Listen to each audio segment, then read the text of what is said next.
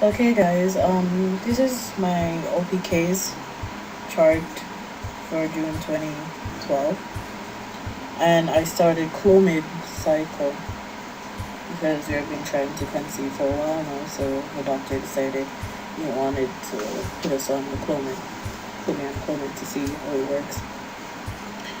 Okay, so I started testing on the first day after I finished the Clomid, and it was negative. The second, and this one was 3 days after the Clomid, and it was still negative. 4 days after, it was still negative. So I decided, okay, I'm gonna stop testing and wait and see. But I was still taking my temperatures and stuff like that.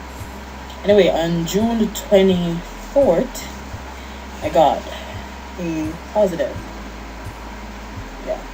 So this would be the control line right here, and this is a test line. So I got a negative. Sorry, I got a negative for that one. The second one is positive. Both lines are the same, and that's the 25th, and that's the day after. Right, and I also went and to use my clear blue. I also got a smiley face on it.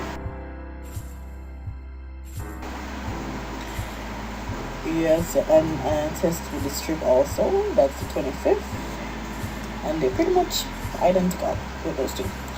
Anyway, on 26th, I tested again, and the test line was darker than the control line, which was good because that was positive. And then I tested with clear blue, and it also showed me a smiley face. So then I stopped testing, and then we did the baby dance. Okay, so I'm on my 2-week wait right now. So hopefully everything works out fine. Okay, fingers crossed. Alright, thank you for watching my video.